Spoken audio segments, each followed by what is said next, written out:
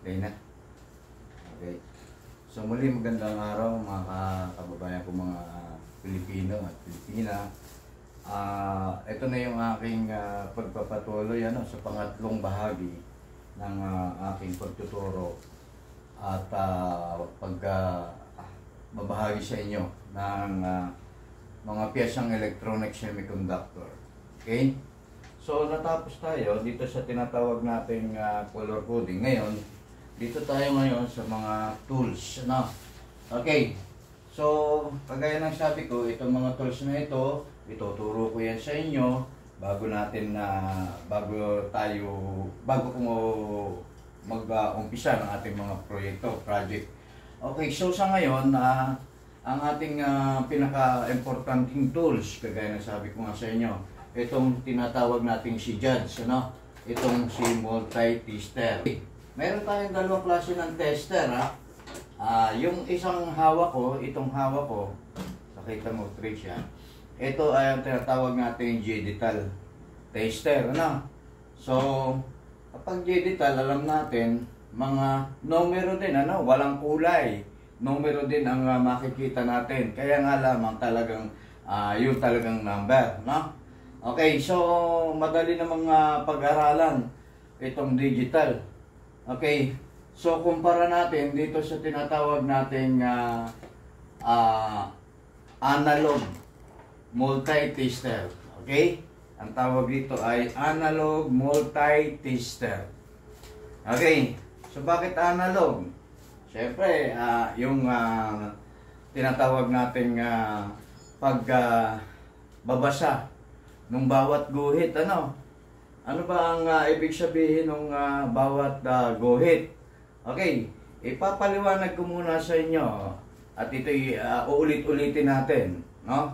Kagaya ng sabi ko nga, ito ay merong 5 kagamitan. So, meron itong trabaho, 5 trabaho, no? Sa isang technician, bibihira yung 5 na magagamit o paggamit, kalimitan na ang ginagamit lang nila yung pagbabasa ng tinatawag nating voltahe, yung alternating current at saka yung direct current. Maliban doon, wala na. Okay, so kagaya ng sabi ko, mayroon itong 5 gamit. Ang una dito na ituturo ko sa inyo ay yung tinatawag nating ohms resistance reading, yung nasa taas, na yung nasa taas na yon, no? Ipakita mo, Tricia, no? Yung nasa taas na yon, no? Okay, yun. Meron yung tinatawag nating bawat guhit. Ang bawat guhit ay may katumbas na tinatawag nating number. Ang bawat guhit ay may katumbas na number. Okay, so bago doon, ang tinatawag nating tester, ipapaliwanag ko muna sa inyo, ano, napaka-importante nito, ano, kung ano yung mga bahagi, yung part, no, sa English yung part ng ating multi-tester. Una, ang brand. Okay, ang brand natin ay Wheeler brand, ano. So, pwede naman kayong bumili ng ibang brand na ipaliwanag ko na sa inyo kung paano ang pagpili ng isang matibay quality na tester. Na? Kagaya ng sabi ko nga, gagalaw-galawin lamang ninyo itong pointer, left and right, ano, kaliwa kanan. So, makikita mo yung tinatawag na pointer, no? Yung pointer, ang tawag doon ay pointer. So, siya yung sasabi kung nasaan yung eksaktong reading o pagbasa ng tinatawag nating susuriin mong pyesa o susuriin mong voltahe. Okay, ang tawag dito sa mukha, no, itong mukha ito, ang tinatawag, kaya nga ito ay merong tamang tawag, no? Itong part na ito, ang tawag dito ay scale plate, no? Ano ba yung scale plate? No? Plate, alam natin yung plaka o plato, ano. Pero ang yung tinatawag nating scale, no? Scale plate. Ano ba ang spell ng scale? Ang spell ng scale is C-A-L-E. Scale plate. Sa scale plate na ito, no? Dito natin makikita. So kagaya ng sabi ko nga, walang kulay, puro number. Okay? Puro number. Yung gumagalaw na yon, ang tawag doon, ang tamang eksakto, kasi sabi nila, papalo, basta pumalo, basta humataw, o hindi, ang tama, itatama ko nga kayo, itatama ko nga sa inyo, bilang isang technician, at isang mahusay na technician, meron tamang tawag para mapagkatiwalaan ka ng iyong kliyente o ng iyong customer, no? O mahusay ng pagbanggit ng tinatawag nating tools, dahil sa pangbanggit lamang ng tools, maghawak lang ng tools, lumalaman kung ikaw ay may 3K. Ayan naman tayo, may kaalaman, kakayahan, at kaalaman, kasanayan, at kakayahan. No? Sa tools, kaalaman, kasanayan, kakayahan. Dito sa tinatawag nating technician. Okay, ang tawag doon sa pumapalo na yun, sinabi nila ay scale pointer. Okay, pointer. Siya yung sa Tagalog, siya yung nagtuturo doon sa tama o eksaktong reading o pagbasa ng numero. Walang kulay ng numero. Scale pointer. Kaya ang tamang tawag doon, nakikita nyo yung pointer gumagalaw sa pagpili ng tinatawag nating matibay quality tester, homogeneous tester. Yung pointer po ang tawag doon, hindi yung hataw, hindi yung palo. Scale pointer ang tawag doon. Nakikita ba, Krisha? Kita, maliwanag. Okay, pababa tayo dito. Siyempre, nado sa scale yung bawat numero, Ito ay may mga katumbas na tinatawag nating number. Okay, dito sa baba, dito sa lugar itong nandito sa may dulo ng tinatawag nating printer pen, Ang tawag diyan, ito yung ina-adjust, 0 ohms adjustment. 0 to 0 adjustment. Ang trabaho niya, paano ba siya mag-adjust? Okay. Ipapatong natin dito, Krisha. Ano natin, para ayan. Ayan, nakikita? Adjust mo. Nakikita? Okay. Teka. Push mo muna. Okay, sige. Excuse me. Okay. Yan, finish na po natin ng maayos yung ating multi-tester, para mabasa yung makita nyo yung parte o bahagi, Maraming nakakakilala dito sa tinatawag nating multi-tester o analog multi-tester, pero hindi alam at hindi alam yung mga parte o bahagi, Ito, kagaya ng sabi ko nga, ulitin ko, ang tawag dito, Ang tawag dito ay yung tinatawag nating scale plate, Scale plate, scale pointer, And then dito, basta ba ito, Krisha, yung ohms adjustment nakikita? Okay, sige. Kaya mo, i-focus mo lang, ano ang trabaho nito sa tester? Okay. Ito, may trabaho ito dito, Dito, pakita ko muna o pakilala ko muna dito sa iyo itong hawak ko, Ang tawag dito ay tinatawag nating yung cable, o kable. Yung tinatawag nating test probe cable assembly. Okay, ayan na, assembly. Ano ang Tagalog ng assembly? Ha? Ano ang Tagalog ng assembly? Ibig sabihin ng assembly ay binubuo. Sa Tagalog, ha? Binubuo o yung tinatawag na ina-assemble. English din yun, ina-assemble. Binubuo, ano? Itong test prob tip o test prob assembly na ito, merong itong kulay na, so ang kulay ay red at saka black. Okay? So maraming hindi alam ito maraming hindi alam. Pero alam nilang gumamit ng taster, no? Okay. Ulitin ko, marami tayong itatagalog na pagtuturo. Kaya mas madali, no? At naiintindihan nga nito ni ating camera girl kung ito na sabi niya kung naintindihan yung assembly o yung pagbubuo o binubuo. So nakuha niya, no? Naintindihan niya. Okay. So kayo pa ho, napakasimple, no? Okay. Ulitin ko, meron tayong dalawang kable, no? Cable. Isang positive, pula, isang negative. Ang tawag dito ay test prob assembly cable. Ina-assemble o sa Tagalog, binubuo.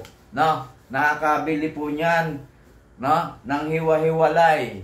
Okay? Bakit hiwa-hiwalay? No? Tatanggalin ko yung isa. No? Tatanggalin ko itong isang test prob. Okay?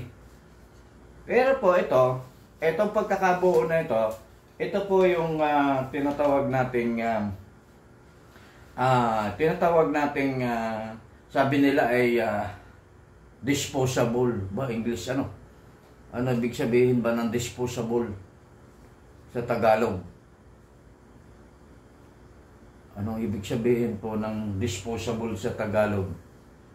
Ha? Sabi, simple lang, ang disposable, tinatapon. Tinatapon na. Dinidispose na. Ang galing naman sa English ng mga Pilipino. Pero di na mayaman ng bansa natin. Ibig sabihin ng disposable, hindi po siya assembly. Hindi siya binubuo. Kasi pagka nagkaroon na ng tinatawag na defect, kagaya nito, may naputol na yung connector wire dito. So, sabi nila, itapon mo na, dispose mo na yan. Ayan ha. Okay, pero tuturo ko sa inyo, ito yung tinatawag nating positive test prob connector.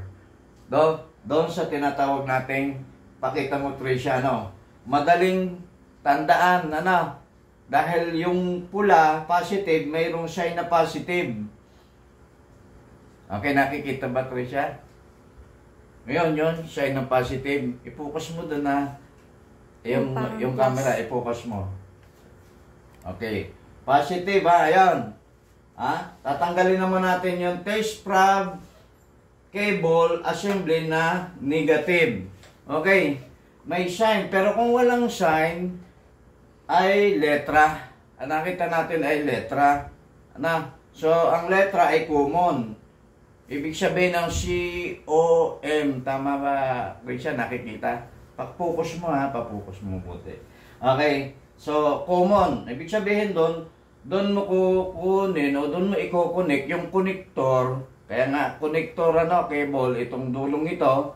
At may tawag yung dulo Itong mga ito, may tawag din dito Ito ang pinaka, pag sinabi kong ganito ang gawin mo. Ganito ang gawin mo bago ka mag-tester, Sabi nung iba, pagdikitin mo yung pagdidikitin, may pangalan, dapat pagdikitin mo, yung dapat pangalanan mo. Okay. So common negative, Okay. So i-connect na natin, Kagaya sabi ko nga, connector, may connector to. Okay. Kaya ito ina-assemble, nakakabili po nito. Nakakabili niyan, ina-assemble po yan. Inihinang yan dyan, tapos lalagyan ho ng cable o yung test prob cable. O ito yung kable. Okay, lalagyan na natin sa common. Sa common ay negative. Okay?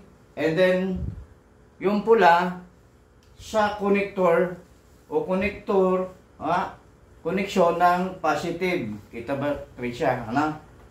Okay, lagay natin. Okay, doon na ano. Ano naman, ito sabi ko nga kanina, may mga pangalan niya, kaya nga ito ay ina-assemble. No? Yung tinatawag nating assembly. Ano? Test probe assembly. Positive, negative.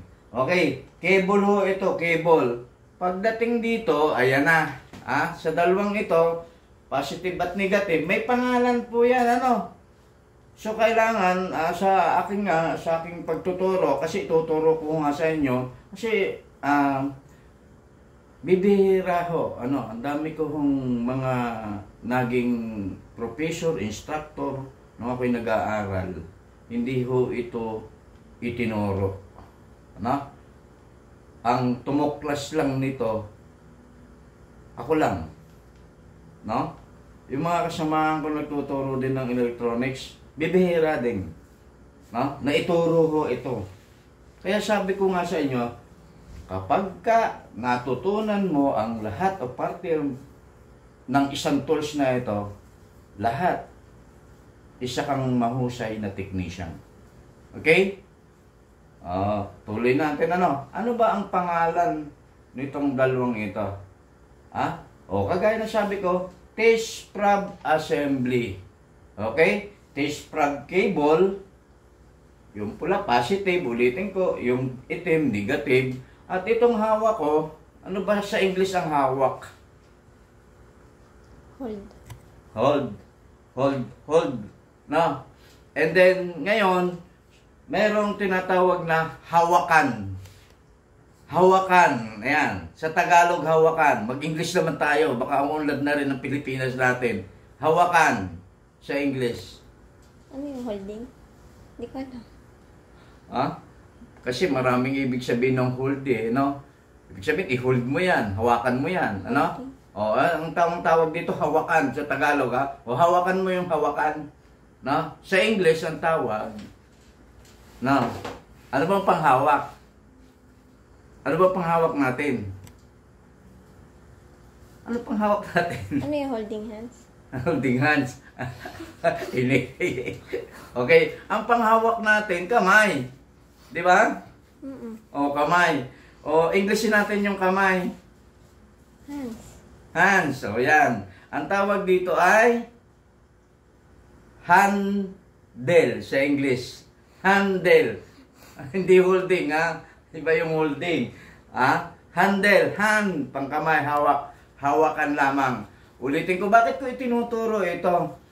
Kasi nga, sabi ko nga sa inyo, may posibilidad na kapag kuryente, ang sinusuri mo, ay kailangan yung handle na merong tinatawag yung insulator, yung hindi ka makukuryente. Ano? Okay. Handle. Test probe handle. Siguro dito lang napaka-galing na natin na technician kapag alam na natin itong pagtrabaho o gawain ito. Test probe handle, itong dalawang ito, isang positive, isang negative. At kaya sabi ko, Trisha, yung mga estudyante ko, Sir, paano bang paggamit nitong tester? Siyempre, unahan mo muna yung mga talagang nahahawakan mo, O yung mga tunay na pangalan. Siyempre, hawakan mo yung handle, o test probe handle, o handle, Okay, mahalaga ito. Mamaya-maya lang mahalaga ito pag titester natin ng carbon resistor. Okay, bakit? Sabi ko nga sa inyo, mayroon dumadaloy na kuryente dyan sa wire na yan. May tamang gamit dyan. Kapag hindi ka, kung kuryente, yung line 1, line 2, na gagamitin mo, yung outlet o yung saksakan ng saksakan sa Tagalog. Pero sa English tayo, outlet, AC and DC outlet, yung iba saksakan ng dunong, saksakan ng yun ang tawag siya. Sabi niya, ay kunwari sir, ayun kinunwari pa. Mayroon akong saksakan. Ano ba yun? Ngayon, magbabasa ako ngayon ng voltahe. May kuryente ba, sir? Kinunwari mo, hindi, wala. Kasi biro lang yun, kunwari. Nakakita ka na nga nung outlet, Ang tawag doon outlet, AC outlet. Ayan sa English.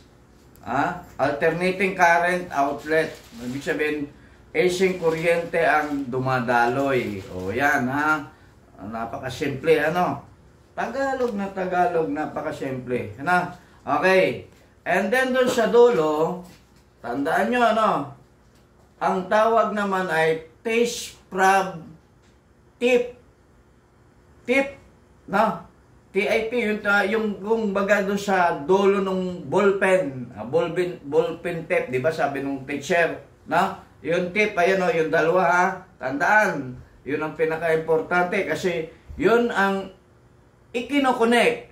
Sa Tagalog, idinidikit. Now, yun ang idinidikit sa pyesa at sa kuryente, yung tip na yun. No? Kaya nga kapag ka nagsuri ka ng kuryente, lang hawakan mo yung tip. Siyempre yung handle. Okay. O, yun lang, ano? Napakasimple. Ay, ganun pala, ano? Akala ko, tester lamang yan. Ganun lang yung gagawin. Pero may mga pangalan pala yan. May part o bahagi, ano? O, yan. Ulitin ko, ha? Itong dalawang ito, ang tawag dito ay positive and negative test prob assembly. Kasi assembly, may test prob connector, test prob cable, yung pula ay positive, no? May test prob handle, at test prob tip dulo. Okay, so kung anong meron yung positive, di siyempre meron din yung negative. May test prob connector, test prob cable, test prob handle, at test prob tip. Okay. Kaya ko tinuturo ito sa inyo kasi mayroon akong mayroon tamang tawag, hindi ho yung pagdikitin mo, hindi ho, ang lamang ha. Okay, hawakan mo yung handle ng test prob. Uy, galing. Yung pala, test prob pala. Pag sinabing test prob, ito, test prob assembly. Prob, P-R-O-B, test prob, assembly. Pagdikitin mo yung tip ng test prob. Okay. Ayun, mahalaga yun eh, pinagkukunik, pinagdidikit bago natin suriin ang bawat pyesa. Okay? Bago natin suriin. O yan na, dito lang, meron na kayong natutunan, ano? Okay. So, balikan natin ito, ano? Etong mga connector na ito, connector hold na yan, mayroon namang pangalan dyan, na naka-indicate kung ano ang gamit. Yan dalawang yan, ano? At ang pinakamahalaga dito, itong mga number na nandito sa tinatawag na, ito ang tawag ha, may tawag dito ha, multi-tester range position. Range position. Naka-position ka sa AC, yung kulay pula, naka-position ka sa tinatawag nating DC. Nakikita ba, Trisha, sa video? Baka tayo ay kwento ng kwento sa kanila. Wala namang ako nakikita kung tinatawag na position. Basta ang nakita ko lang, nakaposition yung kamay. O, yan ha. Range position. Itong mga to, At ito ay mayroong tinatawag nating boundary. May nakita naman, may kulay naman eh. At saka may guhit naman kung hanggang saan. Range position, multi-tester, laging isasama natin kapag nagbabasa tayo ng tester, kung ano yung pangalan mismo ng multi-tester. Lalagay natin yung multi-tester range position. Kaya pag sinabi ko, range position mo sa AC o alternating current, range position mo sa DC kung yan ang susuriin mo. Okay. Kita ba? Malinaw? Okay. Range position mo sa tinatawag nating ohms. O ito na ha. Pagka tayo ay magsusuri ng tinatawag nating ohms, kagaya ng kinukuha nating resistor, ang gagamitin natin dito ay itong tinatawag nating range position na ito. Times 1. Nakikita ba, Tricia? Times 1. Yung dulo yung tip. Test prob, tuturo ko test prob tip times 1, kita ba dito? Times 10, times 1K, times 10K. Na, tapos may buzzer, no? Mamaya lang, ano ba trabaho nito? Ha? Okay, ang una nating susuriin dito, ang ituturo ko sa inyo ay itong range position na ito ng para sa ohms. Ayun, no, nakita nyo? Nakita pa, Krisha, may ohms doon, no? Sa baba, okay? So, may ohms doon. Okay, yun ang tinatawag nating range position. Okay? O, yan yung limang gamit, ano? Okay, na range position. At itong hawak ko, kita ba, Trisha? Itong hawak ko ay multi-tester range selector. O, ano ba Tagalog ng select? Ha? Ang trabaho nito, Trisha, sundan mo na ako. Lalagay na natin dito. Ha? Okay, para mas malinaw, pupunta na tayo dito. No? Ano ba ang tawag dito ay selector. Ano? Ngayon, ay tatagalogin natin para mas naiintindihan natin. Ano? Okay, tatagalogin natin. Ano? Itong tinatawag nating pagbasa. Okay? Pagbasa, ayan na. Kita ba, Trisha? Mas kita. Ha? Okay. Kita, no? Pati ako, kita. Hindi. Sige. O, ayan, ha? Range selector. Okay. Ang Tagalog nga pala ng selector. Anong Tagalog ng selector? No? Ayan, mas maganda kita. Kitang-kita, no? Ha? O, dito na muna tayo, ano? Okay. Mga tawag nga dito. Test probe tip. Ano? Okay. Ayan, ha? Hawakan ko yung isang test probe tip para ituro ko yung part o bahagi nito, ano? Okay. Yung tinatawag nating selector, ito yung selector, nakikita ba, Trisha? O, akin pong pipiliin. Ang tawag po sa Tagalog ng select ay tagapili. Ha? Pumipili, selector. Okay? Pumipili. Okay? So, ito, no? Ito yung selector. Okay? Paano ba gamitin si select? Ay, select. O, yan, ha? O, select. O, pipiliin natin dito sapagkat ang ating i-readingin ay mga resistor, no? Kagaya ng sabi ko nga, mga resistor ang ating pipiliin.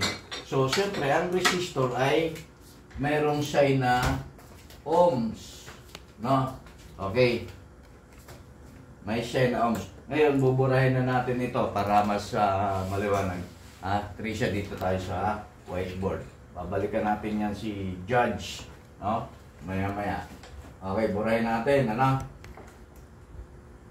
Si pamilyang resistor. Okay, burahin muna natin. Para mas maituro ko sa inyo ng maayos, ano? Maya natin na okay. Ayan. Kasi, adyan na, ano? Okay. Balikan natin, ano? So, yung pamilyang resistor, no? Itong mga resistor na to, no? Kagaya na sabi ko nga, mayroon siyang tinatawag nating sign na omega ohms, no? Mayroon tinatawag na kilo ohms, mayroon tinatawag na mega ohms. Ito, i-video mo ito, ha? Trisha, ito. Ha? O yan, ha? Ngayon, sa tinatawag nating multi-tester, no? Doon sa baba, no? Kita ba? Kung, yan, sige. Okay. Kita, ito. Ayun, may ohms. So, kagaya na sabi ko sa inyo, may guhit, may boundary. Hanggang doon lang yon, ano? So, ang tamang tawag nga doon, range position ng ohms. Ano? Range position ng ohms. Okay. Yun ang ito muna ang una kong ituturo sa inyo sa 5 trabaho nitong multi-tester. No? Akala ninyo multi-tester lang. Kasi nung kami nag-aaral ng electronics, no? Sabi nung aming trainer, nung aming tagapagturo, i-research nyo na lang. Yan, ganyan yan eh. Punta kayo sa library, i-research nyo lang yung mga pangalan. Hindi niya mismong itinuturo. Hindi niya mismong itinuturo. Palagay ko ay napag-aralan din naman niya kahit nung high school eh. Sabi nung teacher ay, okay, class, i-research nyo ito ha. Kopyahan nyo sa blackboard ha. Okay, Lunes. Papasok ka Lunes. At anong nangyari? Sasabihin ng teacher namin sa science o sa English, okay class, copy this. Tinuro yung sa blackboard. Sabi niya, now, tomorrow, sabi niya, oh now, copy. Isang araw yun, kukopyahin. Sasabihin ng teacher, no? Sabi sa akin, Pilipino. Yes, ma'am. Yun nga ang mangyayari. Kopyahin mo itong nasa blackboard. Kopyahin daw. Ba't yung isang classmate ko hindi nakopya. Ako naman, hindi rin nakopya. Nagalit. Galit yung teacher. Sabi niya, alam mo ba, ngayon, kukopyahin nyo. Bukas, i-discuss natin. Martes, Merkules, i-exam natin yan. And then Huwebes, bakante, vacant namin yung subject. Biyernes, i-check ngayon yan kung tama. Ganun lang, diba, sa school ninyo? Kukopyahin ng Lunes, i-discuss ng Martes, no? I-exam ng Merkules.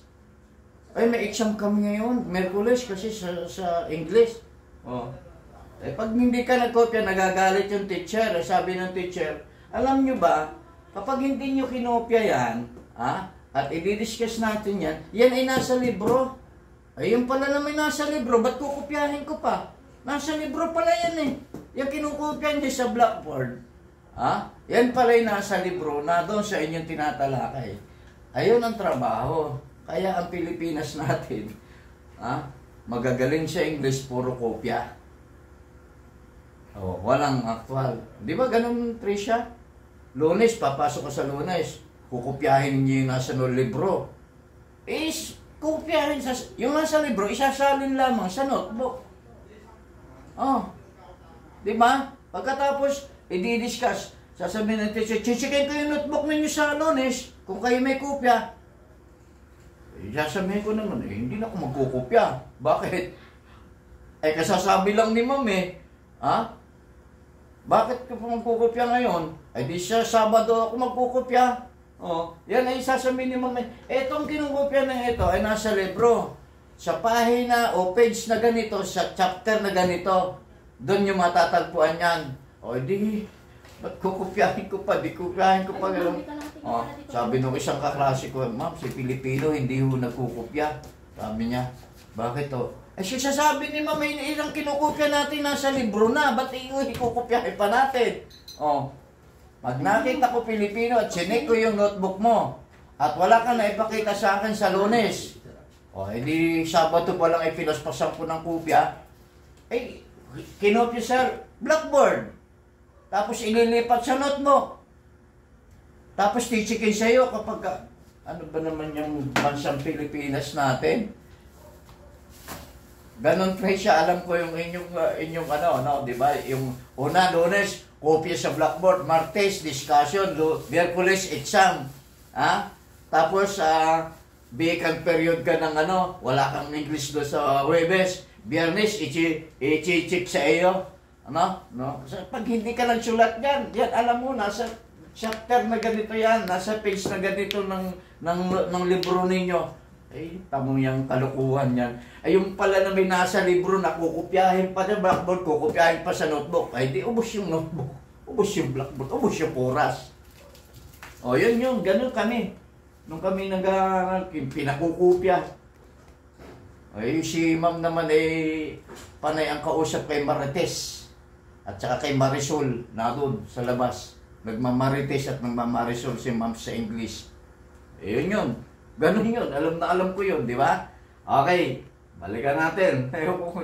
Pero talagang ganon, tumatama talaga yung aking mga sinasabi. Okay, balikan natin ha. Kagaya na sabi ko nga sa inyo, bibihira ang ipinapaliwanag. Dito pa lang kapag memoryado mo na itong tester, ay ganun pala okay, babalikan ko scale plate, babalikan natin. Sa multi-tester may scale plate, kitang-kita kayo siya, Tapos sa scale plate may number.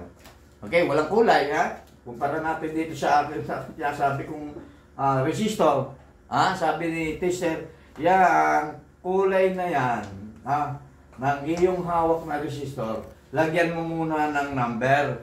Kasi sabi ni tester, hindi ko kayang basahin ang kulay. Hindi ako nagbabasa. Hindi ako si tester. Ito ang nagja-judge. Ito ang nagsasabing, sira. Ay, walang sira Uulitin ko. Pag tayo nagbabasa na ng pyesa, walang lalabas na sira. May lalabas na talagang tamang pagbasa. Sasabihin niya ni tester. Bakit nagsasalita ba si tester? Sasabihin niya yan. Kung ano yung tama. Sabi nga sir, sira na ba yung pyesa? Wala naman talagang ganun walang sira. Tayo lang Tagalog yun. Alsin natin yun. Ganun Yung mga mga salitang ganun. Yung tamang tawag ang ating sasabihin. Okay. Ulitin ko Okay. Scale plate, scale pointer. Okay, ito na scale pointer.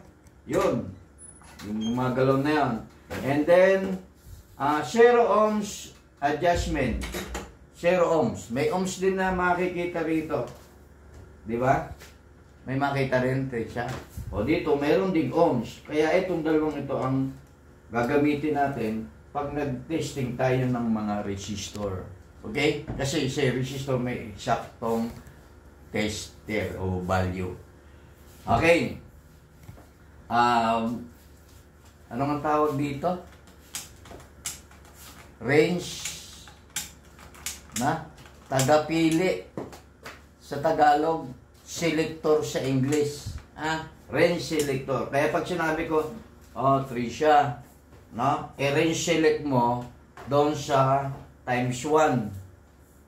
Di isi-select mo 3 siya sa times 1. Nakikita 3 siya Ipakita mo Okay. Ilalagay nyo sa times 1. Ngayon, ilagay mo sa range selector, range position mo, i-select mo ng times 10. Select mo ng 1K, ang 10K, ayan. Sir, alin dito yung pinaka tagapili? Ayun po may pointer doon Ayun po yung pointer na guguhitan ko. Yun po ang inyong itatama. Kita ba Tricia? Maliwanag malinaw. Okay. Ayan O yan. Okay. Ngayon, dito sa range position na to, may ohms, may EC, may EC, range position, direct current o DC position, at mayroong tinatawag nating milliampere o microfarad. Pero ang gamit yan, bibihirang gamitin yan, pero ang ating laging gagamitin bilang technician o lagi niyang babasahin, itong ohms, AC, at saka DC. At saka yung continuity. Pag sinabing continuity, ayan, dito na papasok ang continuity dito lang sa ohms times 1 hanggang 10K. Okay. Ngayon, ano ang gamit nitong mga ito? Okay. Dito muna tayo. Ulitin ka para hindi kayo mabigla. Kasi kapag yung lalo na yung beginner pag nabibiglang hindi nagkaka-interest kasi ang dami kong i-memorize, hindi ko masyadong maintindihan. O iisa-isahin natin. O ulit-ulitin natin yung isang part muna, isang bahagi muna. Ito munang bahagi ng tinatawag nating ohms. At ito, ohms na ito, ang numero niyan na mababasa niyan ay yung nasa parting itaas. Okay, ilalagay ko sa whiteboard. Isusulat ko sa whiteboard ang pinaka trabaho. Dito muna tayo kay Holmes. Okay, ulitin ko ha. Test probe assembly, test probe wire, test probe connector, test probe handle. Huwag nyo nang sulatin, kasi napapanood naman. Kasi yung mga estudyante ko, kapag sinasabi ko, Sir, ang bilis naman. Kasi kinukopya namin. Hindi na, video na nga ito eh. Itinuturo ko na nga, Test probe handle, test probe tip. Tip, yung dulo. Kaya yan bakit ko kaya pangalanan? Kasi yan ang tamang tawag dyan. Sasabihin ng iba, pagdikitin mo yung dulo. Ano bang dulo? Kailangan yung tamang eksaktong tawag. Pagdikitin mo yung tip ng test probe ng tester. Tip, yung dalawang kabilang dulo ng test probe assembly. Yun po Okay, ngayon, mapapansin ninyo, pag pinagdikit ko, gumagalaw yung pointer. Pakita mo, Tricia, pinagdikit ko yung tip ng test probe, gumagalaw yung handle. Ayan. Okay. Sa naka-range siya, sa times 10. Sa times 1, ganun din. Okay? Ganun din. Sa times 1, ganun din. Gumagalaw. Ano yung gumagalaw? Ang sabi nila, pumapalo. Tabi-tabi, baka mapalo. Hindi ganun tamang tawag doon, Ang tamang tawag doon ay nagbabasa yung pointer binabasa yung pointer. Pag pinagdikit mo, binabasa niya yung number. Okay. So ngayon, kung wala siyang mabasa, ibig sabihin, continuous lang yung nire-reading mo. Pero dito sa tinatawag nating pyesa, may eksaktong reading. Okay. So times 1, gumagalaw din yung pumapalo din. Sabi pumapalo. Ibig sabihin, yung pointer gumagalaw din. Pointer. Tester, multi-tester, pointer. Okay. Hanggang sa 1K. Ayan, gumagalaw, hanggang dito sa 1K. Ayan. Okay, ngayon, dito tayo ngayon sa whiteboard. Okay. Etong dito, pakita mo, Tricia, sa video, Etong nandito sa taas, ay isusulat ko na dito. Okay. Itusulat ko na dito. Okay. Yan. Lalakihan na natin para mas madali nyo nga intindihan. Ayan. Pagpasensya na lang aking pag-drawing. Basta importante. Yan. Huwag nyo nang picturean kasi hindi video naman to Pakita mo dito, Tricia. Kita ito? Okay. Ngayon. Yung nasa kabilang dulo sa parting kanan ng multi-tester. Pakita mo, Tricia, dito. Ito lang. Up and down ka lang naman dyan. Para makita mo, Okay. Ano ba ang sabi ko nga? Nag-uumbis sa bakang video. No, isang gabi, tawa ng tawa si Krista Saan tayo nag-uumpis sa bilang? 0. Sabi ni Krista, 1. Tayo, kahit tayo ay sinasabi natin nagkameron. Sabi ka nga, bakit ka nagkameron? Kasi galing ka sa 0. Nagkameron ka ng 1. Di ba ang unang bilang natin ay 0? Yan, 0. Okay, ilagay natin doon. Sundan mo lang itong aking... okay. Galing sa 0, merong...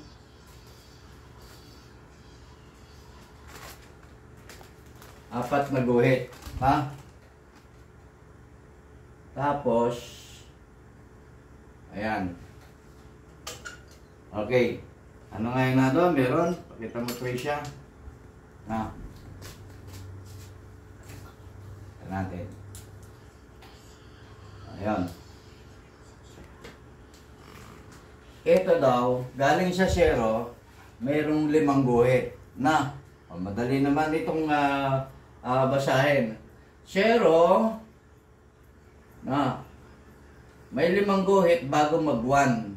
Tama ba? O, tama po ba doon sa multitester? Ano, kita natin tama. Na, tama. Okay, galing sa 1, mayroon pa uling 5 guhit. Na, bago mag 2. Tama ba? Na, tingnan natin, na. Baka tama ako ng tama, ay ako'y tamaan. O yan, eksakto. Ha?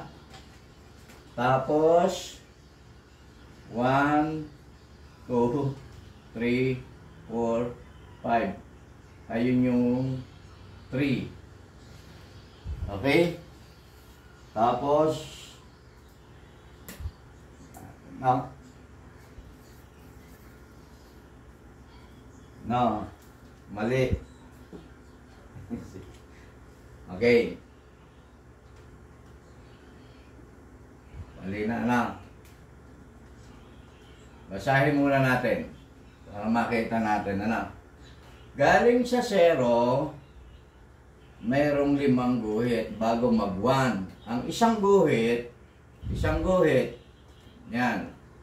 Isang guhit po ha, ay may katumbas na 0.2.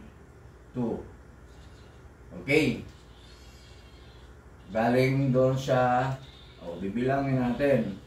So, kung ito ay 0.2, ang susunod na guhit nito ay 0. Siyempre, isasama mo lagi yung 0.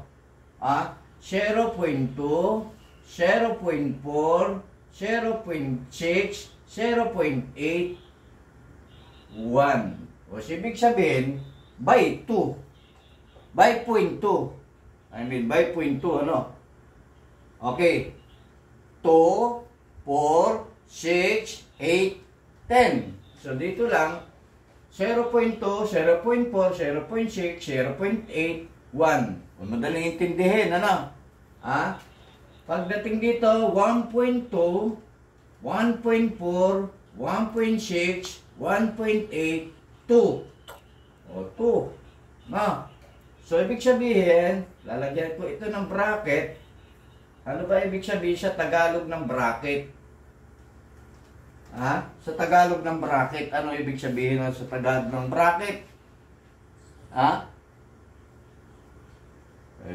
Yung sinabi ay sir, yung bracket ng ng hawakan ng Hindi yun, Iba yun yung pinag-uusapan natin. Ang bracket, ibig sabihin dito sa multitester, ang bracket nito, yung natawag nating boundary. No? Boundary, pagitan. Mayroong boundary. Bracket boundary. Ibig sabihin, hanggang doon, ang bawat isang guhit ay 0.2. Okay. Tuloy natin. 2.5, 3. Ayan, Tricia, pakita mo nga dito. Pakita mo nga dito. Hindi, sige, itutok mo dito. Hindi makita. O, mamaya. Masilaw. Masilaw. Gan ilaw. O, mamaya. Okay. 3.5, 4. 4.5, 5. Yan, 5.5, 6. 6.5, 7. 7.5, 8. 8.5, 9. 9.5, 10. Okay, yan. So, lagyan natin uli ng boundary, yung bracket.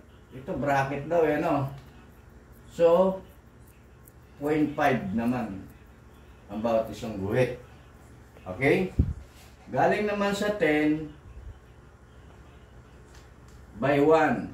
11, 12, 13, 14, 15. 16, 17, 18, 19, 20. Ayan. So, ito naman ay magiging by boundary, magiging 1. Okay. Dito naman, 22, 24, 26, 28, 30. 32, 34, 36, 38, 40. Ha? 40, 42, 46, 48, 50. Yan, hanggang 50. Na? Hanggang 50. Tingnan natin.